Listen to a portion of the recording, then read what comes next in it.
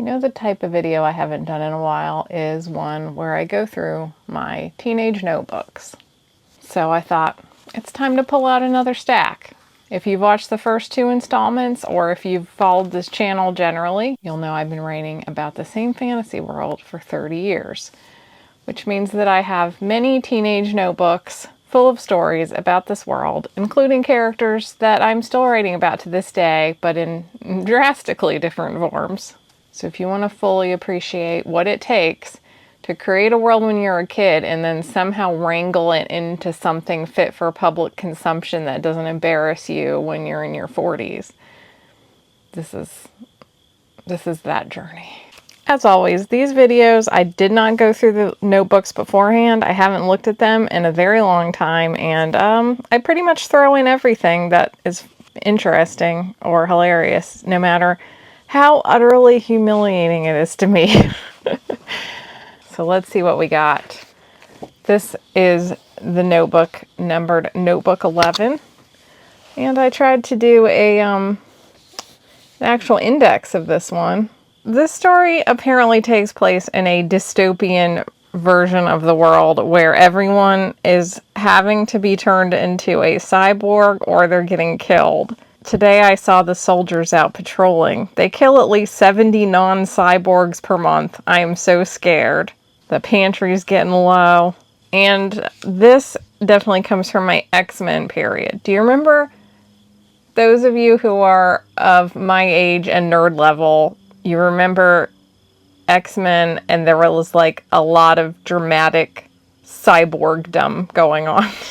And I can see the bones. Is that a pun? I can see the bones in this story of later writings about my doll people, like getting their bodies changed and worked on, kind of this inhuman thing. But of course, at this point, it's just silly. Apparently, our main character, Ajin, really likes cigars because on March 18th, Sarah brings him food and cigars. Sarah thinks I should get a bionic arm so I can protect myself without becoming all machine, but I'm too afraid to even venture out. I like how that's a solution. Just get the arm, you know, the good old X-Men arm with some silver metal bands. And that was a good suggestion from her because a week later he had to go out to get more cigars. He's just smoking those cigars and was shot in the arm. There's no flesh doctors, so I just banded it up as tight as I could.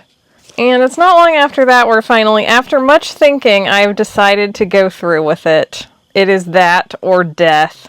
I don't like the idea, but I want to assist in beating Deb. The evil cyborg creating genius in this story was named Deb.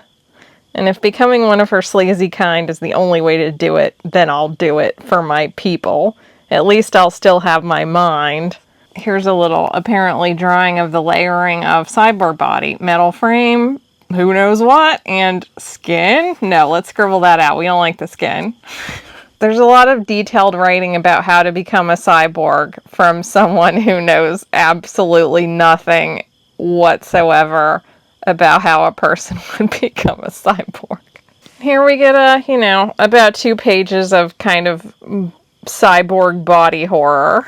The doctor explained he was to kill me with an injection after spelling my brain to keep it all right and my soul bound to it. Then he would take my brain out of my body and put it in a pre-prepared metal case in my head and hook wires up to it. Just boop boop. Then he would attach a metal frame to my head. This was my basic body frame, like a skeleton. Then I would be awakened. I succumbed to the injection that would kill me and waited. I saw like this creepy, I guess like elf face, half cyborg face. Then we get this really scintillating emotional conversation with Sarah after he comes out of the operation. Ajin, are you okay? Do you feel all right? She cried. I feel okay. Strong. Oh, good. You're a bit cold. Sarah, I'm metal. Of course. Sorry. Sarah said, running her hands on me. She stopped at a cluster of computer chips on my chest. These? She asked. I don't know. There's not too many, I said. Oh well, she said. Like, why is Sarah not a cyborg? And if almost everyone has already had to become a cyborg, wouldn't they already know a little more about it? Like that there would be random computer chips on his chest? And why? Why was there random computer chips on his chest?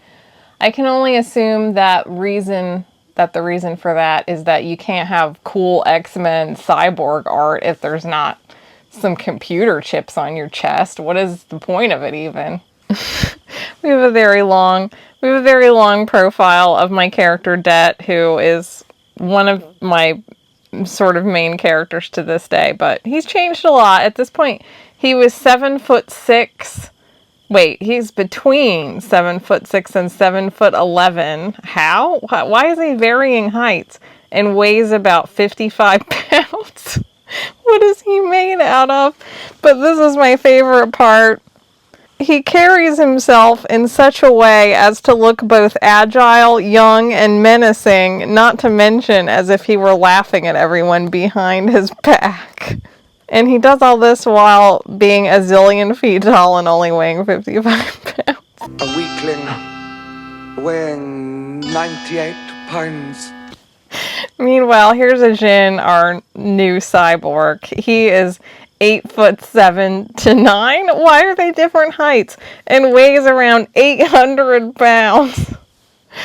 He has cyborg feet with no skin on them, but they're still cute. Oh my god, I ranked all the movies I could remember seeing, and wow. This is not how like my movie ranking goes in my head whatsoever. For one thing, this obviously occurred during the like 1 month period where I thought that Bridges of Madison County was the most romantic movie I had ever seen, and decided that it was ranked above everything except The Nightmare Before Christmas. And then I totally forgot about that movie and never cared about it ever again. Also, number 11 was Shining Through. I don't even remember this movie at all. What was this movie? So apparently Shining Through was a Melanie Griffith movie set during World War II. I do not remember one single thing about this movie, even when prompted. And yet, at some point, I thought that it was the 11th best movie that I'd ever seen. And then, I mean, you can tell how much I love Steve Martin because he's just all over the place. And I definitely remember that.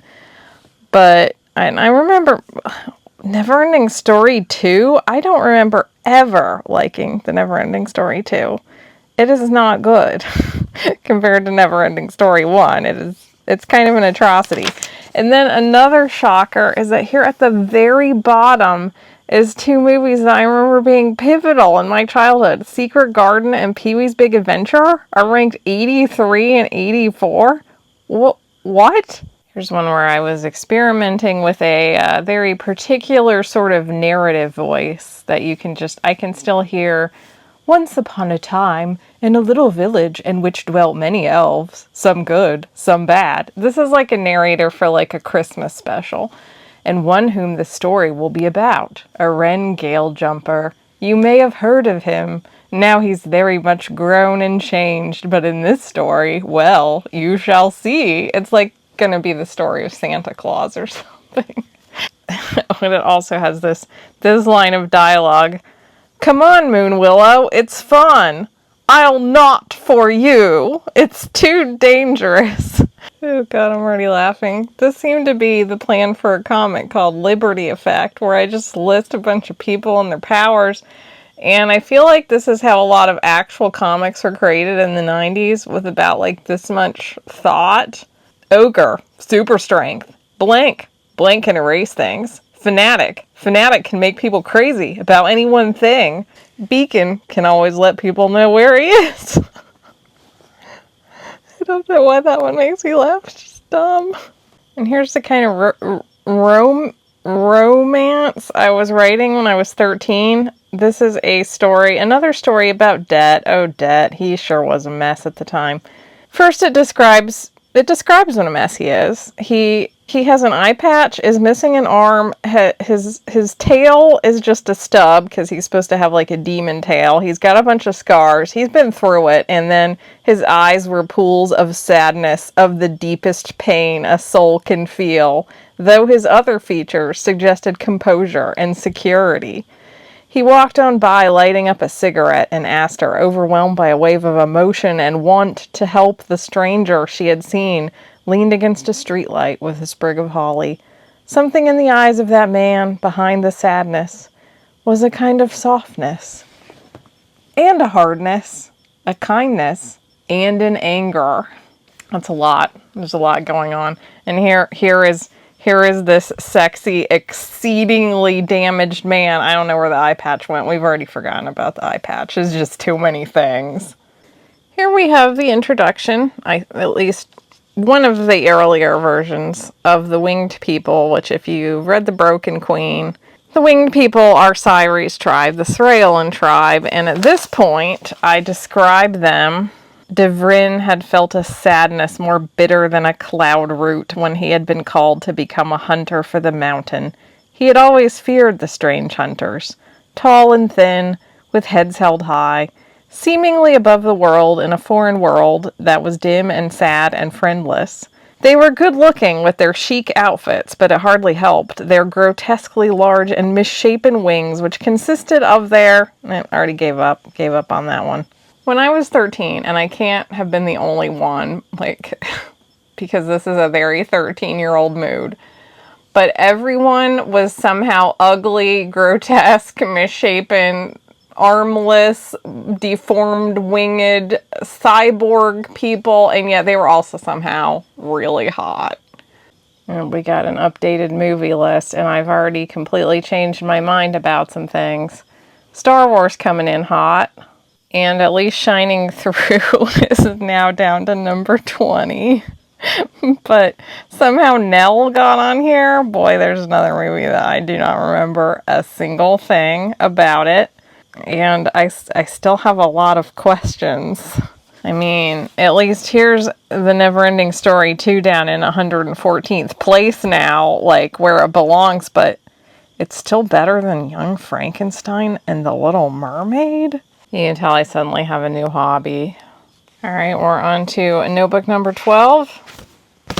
Let's see where we go with this. Long ago, there was a sword called the Blade of Kariah. It was powerful and bestowed with magical powers. Okay, we're not off to a very good start. Okay, let's see. We got profiles. We're going to learn a little more about Jin and his life before and after he became a cyborg. He was very ill from birth, with a weak neck, weak heart, and his body had trouble keeping itself warm. Because of this, he was condemned to being in his little bed for his entire childhood. He never went to school or socialized except with his parents. This caused him to be reclusive, shy, and withdrawn even when he became well enough to go into the world. When the cyborg craze came, it's the hot thing on TikTok, all the kids becoming cyborgs. Jin was reluctant to get in on it, but eventually his fear forced him when the slaughter of non-Borgs became too great. It was only a week before the Deb slaves activated a Jin's remote chip and turned him into an army general. Oh boy, that took a turn. Eren, Jin's grandfather, saved Jin and removed the chip. As soon as Jin could shed his cyborg self and be an elf again, he did so, but his illness made him suffer a relapse and placed him on the edge of death. On the next page, apparently Jin is going to marry Desdemona Skellington. Aww. Leslie was currently sitting on her little bed. Why did everyone have a little bed? Why was it so important for the bed to be little? So I'm reading the rest of this story. Leslie gets off her little bed. She goes roller skating with her friend Stanley. These characters have barely been established, but they're having very banal, cheerful conversation, which means you know something horrible is going to happen to them at any moment. Sure enough, Leslie's just parted ways with her roller skating chum when her mother says that Stanley was hit by a car and is now paralyzed from the waist down. Well, she sort of says, "It looks good." but only for his survival, not for things to be normal again.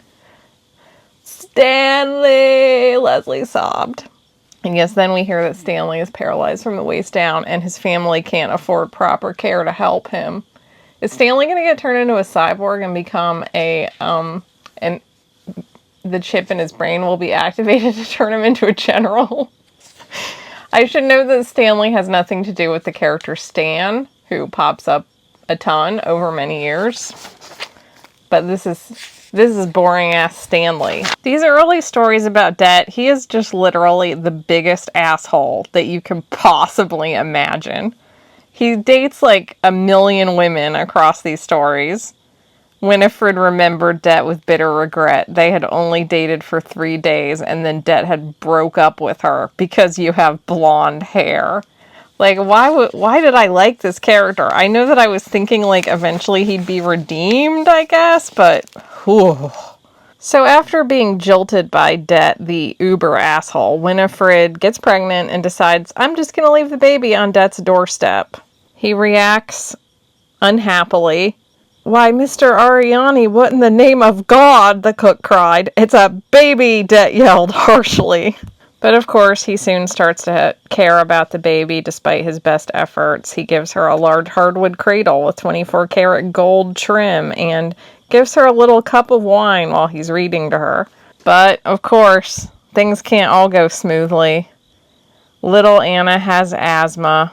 He realized her mortality. Someday she would die while he crawled through his life endlessly. At this point, he was only a very healthy 61 or so. That's 61 in human years. He's really 61,000. And she would be dead before he reached his very healthy 62. So he does what any loving father would do and says, Anna, I think you should become a zombie, Det said gently. Why? She asked nervously. Because I don't want you to die ever. I'm going to live a long time and I want you to be there, he said with difficulty. This was emotional. Too emotional. And his heart grew 3 sizes that day. The only catch is, you have to die, he said in a casual voice. How? Well, we could, knocking you out and sticking a sword in your heart would be most painless and easy and quick, he said calmly. Would it? Would you do it if you were me? She asked.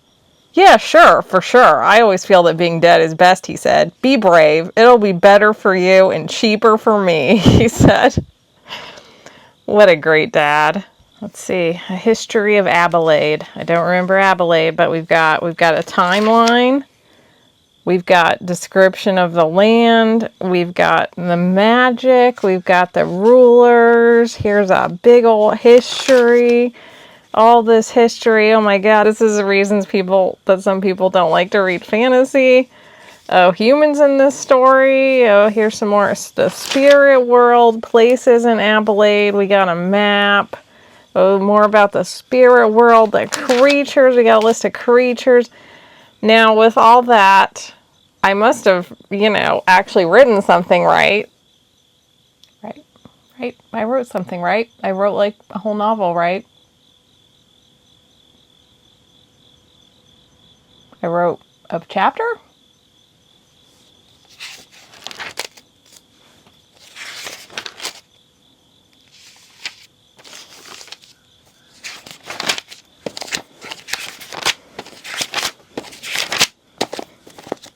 I didn't write anything. Hey, were you wondering what happened to Leslie and Stanley? I know you were not, but here's an update. Stanley's family could not pay for the cure, so Stanley had been confined. Then Leslie had met Bonnie and grew to ignore Stanley. She had moved into downtown, gotten a job, and gone to live with the elves. But then she remembered Stanley. What a friend. But when she went to see him, she found he had died of pneumonia, so she put his corpse in the zombie spring and brought him back to her. How long has he been dead? Unusual circumstances had made her a zombie also, after an accident involving a canyon? Okay, I like how we just gloss over that. She fell into a canyon, I guess. But now they were together, better than ever. A dragon had told them that they were special and had magic. Oh, the dragon told them that, did he? and she had given Stanley some magic pants so he could walk somewhat. I don't know. I can't take a story with magic pants seriously. The next several stories in the book are all about different thieves who lose their thumbs or entire hands for being caught as thieves and then have to figure out what to do about it. So apparently somebody read a book about a thief who lost his hands and was like, oh, I haven't done that one yet. Ugh. I guess here's a summary of all of the characters in town at this point, which are almost all forgotten and terrible. It's hard being a friendly human girl in this town. Sure, I'm girl-boy friends with Rob, but what if that doesn't turn out? There's my old love Stanley, a ninja boy who's paralyzed waist down. What happened to his magic pants? Roderick, who has no thumbs and is only a kid of 11. I guess he was one of the thieves. Although I don't remember seeing a story back here, but maybe I missed that one. Dodrin, a blind demon genius, Ral, a newly born demon with deer antlers on his head, and Chandler, who is Dalaran's own son.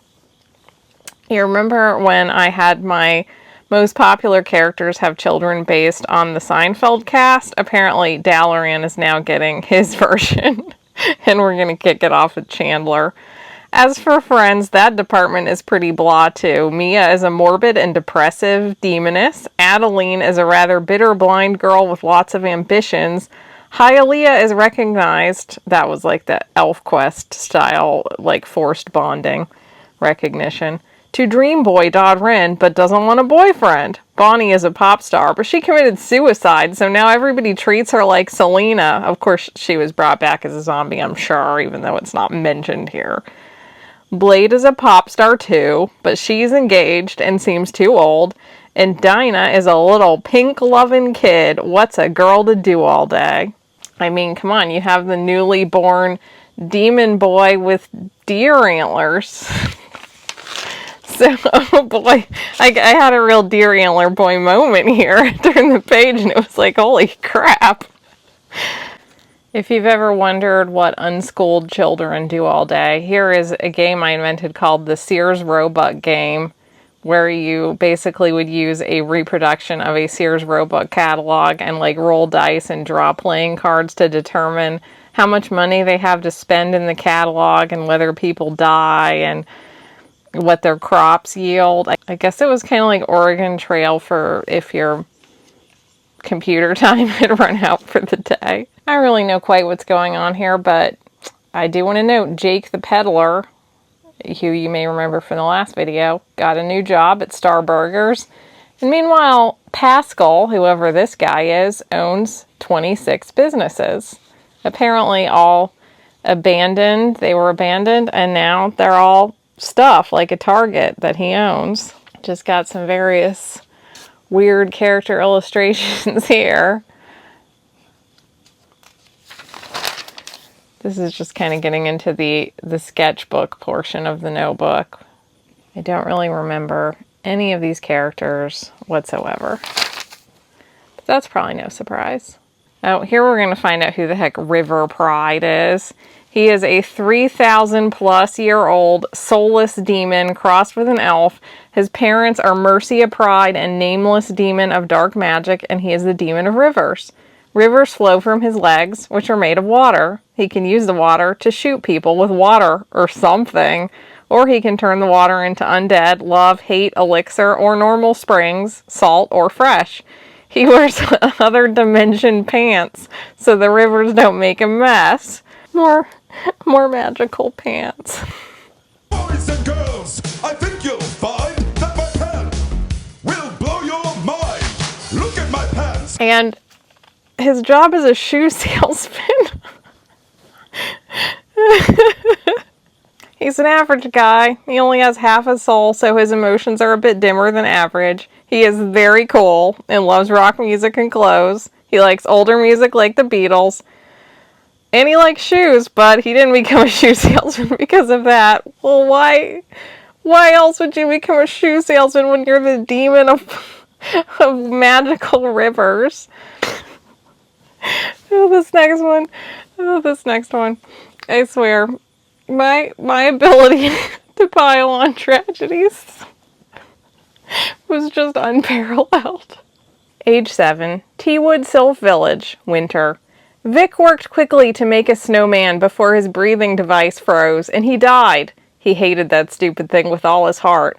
Life was unfair. How come he had to be a Siamese twin, or was that a former Siamese twin, and have this stupid disease and be the son of the devil besides? Oh my god. Oh, and of course at age 10 there's a fire. Oh my gosh, there's always a fire. Okay, soon the heat was too much and he collapsed, his wings beginning to fry. He awoke in a room. The door opened and the town carpenter and a guy in a lab coat walked in. "Hey Vic, you're awake." "Great," the carpenter said. Vic began. "I'm Dr. Sermon. Do you mind if I ask you a few questions?" the lab coat man inquired. Oh, this is not going anywhere good. Is he going to become a zombie or is he going to become a cyborg? That's the question. Or maybe I was going to think of something even more creative. We just have some more just completely chaotic mess of artwork going on. Pictures upon pictures. Who knows what the hell is happening?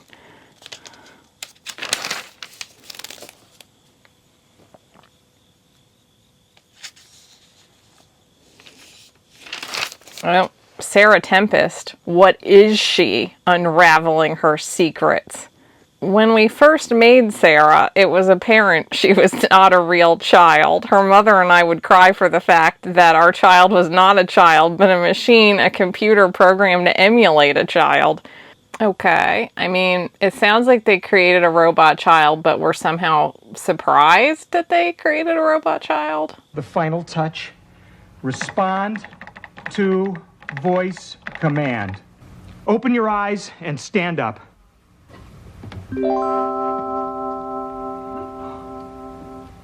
Well, if I do say so myself, you are fantastic. There we go. That's the end of this one. That was a chunky notebook, so I can't believe I only got through 2 in one video. I've been making this video for a while now. This era must have been like the peak of my writing crazy stories in notebooks, like age 13 or so, because I was really prolific with the tragic beginning setup part, and then, you know, nothing was finished. I hope you got a few laughs out of this one. If you're new here, you know, these are always videos where I'm like, if you're new here, this is a weird place to start, but my name is Lydia Foxglove. I am a fantasy author. I have been mostly a full-time fantasy author since 2009. My skills have improved slightly since 1995. And if you want to stick around, I mostly talk about fantasy writing and world building, the creative life, writing craft, and so on. And if you want to follow me elsewhere, sign up for either my Patreon or Substack. Same content on both. They both have a free tier and a $5 tier that gets you access to my Discord and bonus videos, works in progress, etc. And I will see you next time. Bye!